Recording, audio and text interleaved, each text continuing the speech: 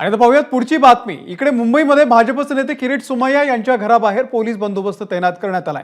मानखुर्दमधल्या मुस्लिम संघटनांचा मोर्चा थोड्याच वेळात किरीट सोमय्या यांच्या निवासस्थानी दाखल होणार आहे। त्या पार्श्वभूमीवरती पोलीस बंदोबस्त तैनात करण्यात आलेला आहे। दरम्यान ईशान्य मुंबई लोकसभा निवडणुकीमध्ये मानखुर्दमध्ये बांगलादेशींनी मतदान केल्याचा आरोप किरीट सोमय्या यांनी केलेला होता आणि त्यानंतर हा मोर्चा धडकणार आहे।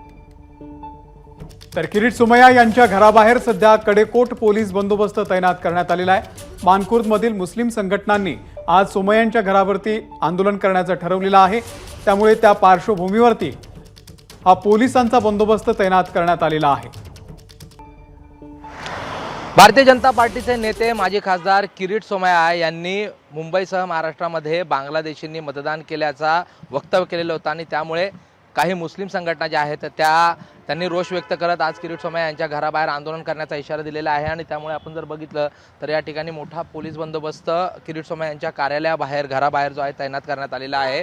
एकूणच लोकसभा निवडणुकीमध्ये मुंबईसह महाराष्ट्रामध्ये भाजपला मोठं अपयश आलेलं आहे आणि यामुळे याला कारणीभूत म्हणून भारतीय जनता पार्टीचे नेते किरीट सोमय्या यांनी काल 2 बांगलादेशी जे होते त्यांनी जे पोलिसांनी पकडलेले बांगलादेशी होते त्यांनी मतदान केल्याची माहिती समोर आली होती आणि त्यामुळेच बांगलादेशी जे आहेत बांगलादेशी मुस्लिम आहेत त्यांनी मोठ्या प्रमाणात मतदान करून कुठेतरी भारतीय जनता पार्टीला हे अपयश आणल्याचं वक्तव्य केलेलं होतं आणि त्यामुळे काही नाराज मुस्लिम संघटना ज्या आहेत त्यांनी आज या ठिकाणी किरीट सोमय्या यांच्या कार्यालयासमोर त्यांचं घर आणि कार्यालय एकाच ठिकाणी आहे त्या ठिकाणी आंदोलन करण्याचा इशारा दिला होता आणि अशा स्थितीमध्ये आपण जर बघितलं तर पोलीस असतील किंवा किरीट सोमय्या यांची स्वतःची जी राज्य CISFची सिक्युरिटी आहे ती देखील या ठिकाणी आपल्याला अलर्ट मोडवर आलेली दिसून येते आहे।